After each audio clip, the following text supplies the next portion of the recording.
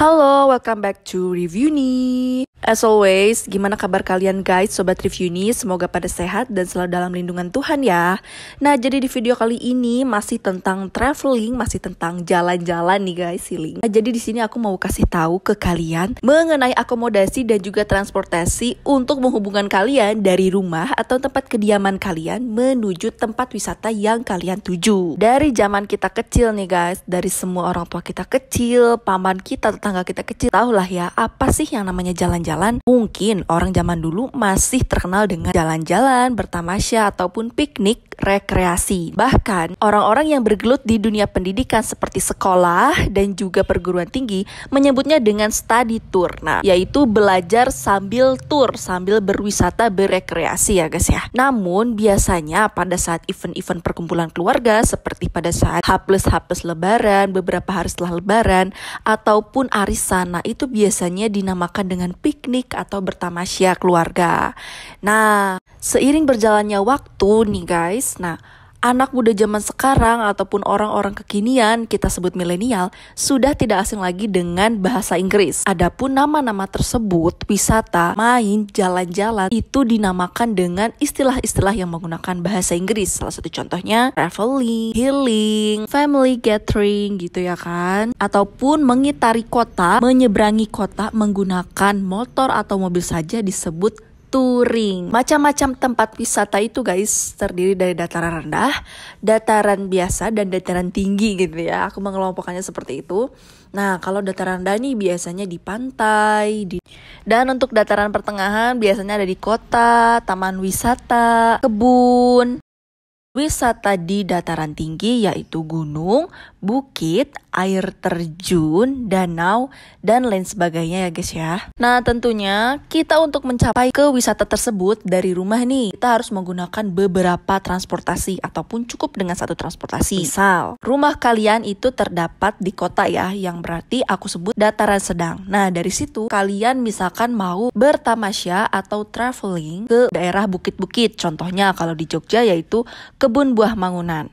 Nah, kalian bisa menggunakan mobil saja. Atau kalau misalkan kalian berangkat dari luar kota atau luar provinsi atau luar pulau, kamu bisa nih kalau misalkan mau ke Jogja, ke Kebun Buah Mangunan. Pertama, kalian harus menggunakan pesawat. Tentunya nih kalau kalian menggunakan pesawat, kalian harus bisa memanajemen budget estimasi kalian. Kira-kira nih, pesawat pulang pergi berapa? Pemilihan akomodasi untuk hotel tinggal di Yogyakarta, hotel bintang 5, bintang 4, bintang 3, atau yang seperti apa, wisma ataupun villa. Dan juga kalian harus memasukkan di dalam estimasi budget kalian yaitu uang makan, uang jajan. Nah selanjutnya nih kalau misalkan opsi lain selain pesawat, kamu bisa juga menaik kapal feri. Nah mengingat Indonesia ini adalah negara kepulauan ya guys ya, negara kepulauan yang banyak sekali kepulauan di Indonesia ini, kamu bisa menggunakan kapal feri guys. Nah,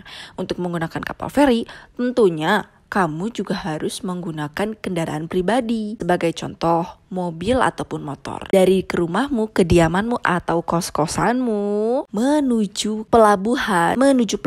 Kamu menggunakan kendaraan nih, motor atau mobil. Lalu mobil itu dimasukkan ke dalam kapal dan kamu menunggu di atasnya. Ada ruang tunggu nih guys di atasnya. Kalian sambil bisa menikmati view lautan dan juga pulau-pulau kecil yang ada di seberang sana. Ketika sudah sampai di pulau tujuan, nah kamu bisa melanjutkan perjalananmu hingga ke tempat wisata menggunakan mobil atau motor yang kamu kendarai guys.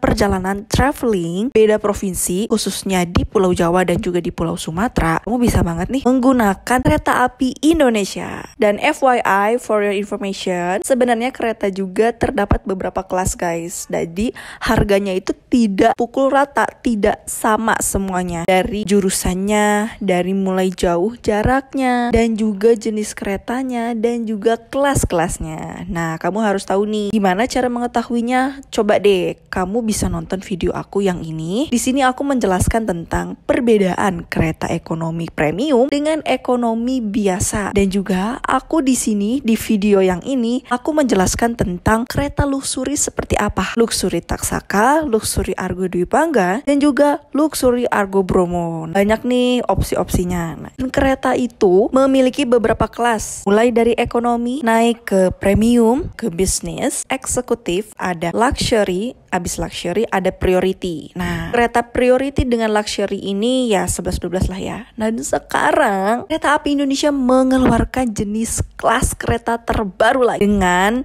rute tertentu guys. Ini namanya kereta panoramik. Mungkin kamu tahu lah ya, sedang hangat kereta ini karena baru aja rilis. Rekomendasikan untuk pesawat, untuk kapal, untuk kereta. Selanjutnya nih, kalian bisa menggunakan transportasi umum untuk traveling, untuk healing, yaitu dengan bus atau bis. Ada juga yang antar kota, antar pulau, ada juga bis dalam kota. Bis-bis ini juga berbagai kelas guys. Ada juga yang ekonomi tidak ber-AC, ada juga kelas bis AC patas, dan juga ada kelas luxury atau bisa juga disebut dengan bus sleeper. Kenapa bisa disebut bus sleeper? Karena joknya ini memang seperti tiduran gitu. Jadi nyaman banget, kamu gak berasa dari di jalan, kamu gak berasa, pokoknya tahu-tahu nyampe ke tempat tujuan kamu. Nah, jadi gitu guys, opsi-opsi pilihan transportasi untuk kamu melakukan traveling, melakukan healing, melakukan family gathering. Oke, jadi segitu aja guys video kali ini ya. Semoga bermanfaat ya, walaupun sedikit aku ikut sharing-sharing mengenai traveling, dan juga ya kedepannya semoga ada video-video unik dan menarik lainnya. Aku bakal kasih info selengkap mungkin kepada kalian. So, jangan lupa untuk klik like, subscribe, tombol lonceng, dan share ke teman kamu, share ke sosial media kamu. Oke, kalau ada pertanyaan jangan sungkan-sungkan untuk komen. Oke, thank you. Bye.